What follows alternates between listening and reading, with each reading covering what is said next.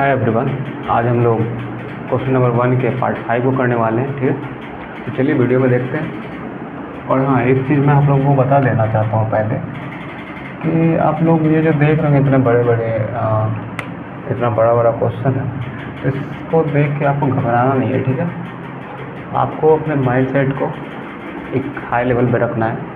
कोई भी क्वेश्चन आ जाए उसे अटैम्प्ट करना है, और आपके एग्ज़ाम में इस टाइप के क्वेश्चन आते हैं, बिल्कुल आते हैं। ठीक है, तो आपको घबराना नहीं है, बस बनाते जाना है। अभी आप देखिएगा कितना जल्दी इसका आंसर आ जाएगा। ठीक है, तो वीडियो में बने रहिए, और चैनल पर नए हैं तो ज़रूर चैनल को सब्सक्राइब कर लेंगे। ठीक है, देखिए 5 cos square 60 plus 4 sec square 30 minus tan square 45 divided by sine square 30 plus cos square 30 है। इसका वैल्यू हमें फाइंड आउट करना है। तो अब पहले आप ये सोचिए इसका वैल्यू निकलेगा कैसे। कॉस स्क्वायर 60 है, सेक स्क्वायर 30 है, tan 45 है, साइन स्क्वायर 30 है, कॉस स्क्वायर 30। मतलब आपको इन सारे टर्म्स का वैल्यूज़ आपको याद होने चाहिए, और मैंने आपको पहले ही बता चुका कि इन सारे चीज़ों का वैल्यू कैसे याद रखना है। उसके लिए मैंने एक डेडिकेटेड वीडियो भी बनाया। तो मेक श्योर कि आप उन सारे वीडियोज़ को पहले ज़रूर देख के आएँ, तो आपको यहाँ पे फिर कोई प्रॉब्लम नहीं होगी। ठीक है, फिर भी आई होप कि मैं ये सोच रहा हूँ कि आप लोग ज़रूर देख के आएंगे वो प्रीवियस लेक्चर। देखिए हम क्या करते हैं यहाँ पे, जैसे कि यहाँ पे 5 cos स्क्वायर 60 है, मतलब cos स्क्वायर 60 का वैल्यू देना पड़ेगा, प्लस 4 इंटू सेक स्क्वायर 30 का जो वैल्यू है वो लिखना पड़ेगा, माइनस tan स्क्वायर 45 है जो लिखना पड़ेगा। ठीक है, सिमिलरली हम क्या करेंगे, साइन स्क्वायर 30 का जो वैल्यू है वो लिखेंगे, प्लस cos स्क्वायर 30 का जो वैल्यू है वो लिखेंगे। लेकिन वो सारा कैसे आएगा, ऐसे आएगा। देखिए यहाँ cos स्क्वायर 60 है ना, तो cos 60 का आपको वैल्यू याद होना चाहिए। cos 60 होता है आपका 1/2। तो cos स्क्वायर 60 क्या हो जाएगा, जब cos 60 का वैल्यू 1/2 है तो cos स्क्वायर 60 मतलब उसका स्क्वायर, मतलब इसका आप स्क्वायर कर रहे हैं तो ये भी इसका भी स्क्वायर हो जाएगा। तो 1/2 का स्क्वायर करेंगे कितना हो जाएगा, 1/2 का स्क्वायर 1/2 इंटू 1/2 होगा इसका मीनिंग। तो 1 इंटू 1 1, 2 इंटू 2 4। तो 5 इंटू cos स्क्वायर 60 का वैल्यू आ गया 1/4। बस आपको यहाँ पे 1/4 लिखना है, प्लस 4 इंटू सेक स्क्वायर 30। अब सेक स्क्वायर 30 आपका कैसे निकलेगा, सेक स्क्वायर 30 कैसे निकलेगा, सेक स्क्वायर 30 निकालने के लिए आपको याद होना चाहिए cos स्क्वायर 30। मतलब मान लेते हैं आपको सेक 30 निकालना, तो आपको cos 30 का वैल्यू आना चाहिए, क्योंकि cos 30 और सेक 30 एक दूसरे का अपोजिट होता है। cos 30 होता है √3/2, तो सेक 30 क्या हो जाएगा, सेक 30 तो इसका अपोजिट होता है cos का, तो ये हो जाएगा 2/√3। सेक 30 का वैल्यू हो गया 2/√3, और हमें निकालना है सेक स्क्वायर 30। तो सेक स्क्वायर 30 मतलब 2/√3 का भी स्क्वायर करेंगे। ठीक है, इसका स्क्वायर किए मतलब इसका भी स्क्वायर होगा। तो 2 का स्क्वायर 4 और √3 का स्क्वायर मतलब √3 इंटू √3, और मैंने बताया था सेम चीज़ 2 बार लिखा हो √3 तो √3 हो जाता है, यहाँ बच जाएगा 3 से।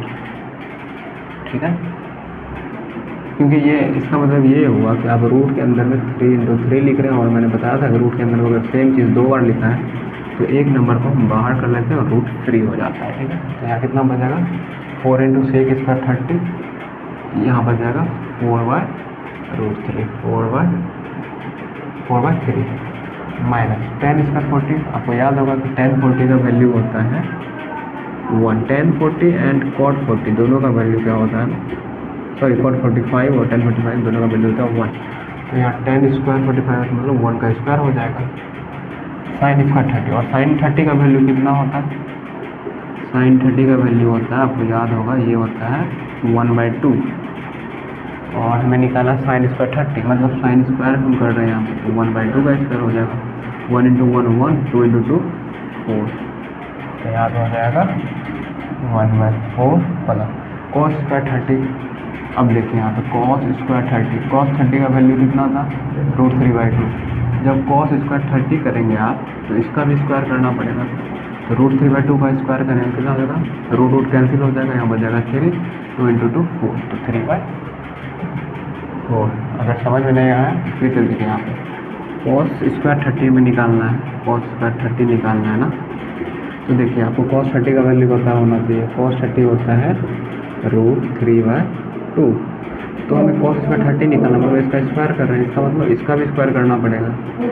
तो √3/2 का स्क्वायर का मतलब √3/2 इंटू √3/2, ये 2 बार होगा।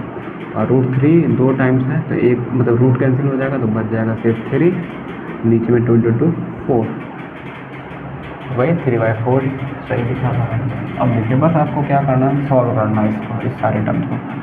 5 × 1/4 तो ये हो जाएगा 5/4 प्लस 4 × 4 16 और नीचे में 3 है तो 3 माइनस 1 का स्क्वायर मतलब 1 आ जाएगा, डिवाइडेड बाय 1/4 प्लस 3/4, बस सॉल्व करना है।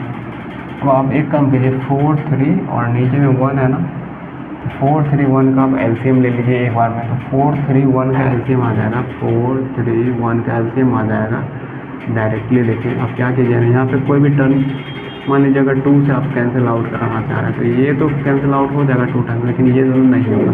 एटलीस्ट 2 नंबर जो है ना डिवाइड होना चाहिए किसी भी एक नंबर से जिससे आप डिवाइड कर रहे हैं एलसीएम, लेकिन कोई नंबर नहीं कट रहा है, डिवाइड हो रहा है। इसका मतलब ये हुआ ये तीनों नंबर्स एक दूसरे के साथ मल्टीप्लाई हो जाएंगे और उसका एलसीएम वही हो जाएगा। तो 4 3 1 का मल्टीप्लिकेशन 12 होता है। तो इन तीनों टर्म का जब हम एलसीएम लेंगे नीचे वाला 4 3 1 तो उसका एलसीएम आ जाएगा 12। अभी हम सिर्फ ये वाले टर्म का कर रहे हैं कैलकुलेशन। तो जब 12 आ गया एलसीएम इन तीनों का, तो 4 से आप डिवाइड करेंगे 12 में, तो 4 3 12 3 टाइम्स 3 × 5 करेंगे तो यहाँ आ जाएगा 50। देखिए ऐसे किया जाता है, 4 को जब आप 12 में डिवाइड करेंगे तो 3 टाइम्स में आएगा, 4 3 12 3 × 5 करेंगे मतलब 3 × 5 ये वाला प्लस, फिर 3 को जब आप 12 में डिवाइड देंगे तो 3 4 12 4 × 16 आएगा, 4 × 16 माइनस जब 1 से आप डिवाइड करेंगे 12 में तो 12 टाइम्स में लगेगा, तो 12 × 1 करेंगे तो वही 12 × 1 करेंगे, ठीक। नाउ डिवाइडेड बाय, अब हम इन सारे टर्म का कैलकुलेशन करेंगे। 4 4 का एलसीएम तो 4 ही आ जाएगा, यहाँ आप डायरेक्ट यहाँ पे देख सकते हैं 1/4 प्लस 3/4, तो डायरेक्टली यहाँ से हमें पता चल रहा है कोई एक चीज़ कंप्लीट हो रहा है, क्योंकि किसी एक चीज़ का ये 3/4 है और ये 1/4 है, दोनों को ऐड कर रहे हैं तो 4/4 आ रहा है, तो 1 ही हुआ मतलब उसका मतलब। या आप देख लीजिए 4 4 का एलसीएम 4, तो 4 से 4 में डिवाइड देंगे 1 × 1 करेंगे, यहाँ पे 1 × 1 प्लस, फिर से 4 में डिवाइड करेंगे 1 × 3 करेंगे। अभी देखिएगा ये वाला टर्म का वैल्यू 1 ही आएगा, ठीक है। अब देखिए हम क्या करते हैं, यहाँ पर 3 × 5 कितना आ जाएगा 15 प्लस 60 × 4 64 माइनस 12 × 1 12 डिवाइड बाय ये वाला 12, फिर से डिवाइड 1 × 1 करेंगे 1 प्लस 1 × 3 करेंगे 3 डिवाइडेड बाय 4। अब देखिए मैंने ये वाला बता था, इसका मतलब क्या होता है डिवीज़न, ठीक है। तो पहले देखिए कैलकुलेट करते हैं, 15 में -12 करेंगे कितना बचेगा 3 बच जाएगा, और 64 में 3 ऐड करेंगे तो 64 ऊपर में, सॉरी 67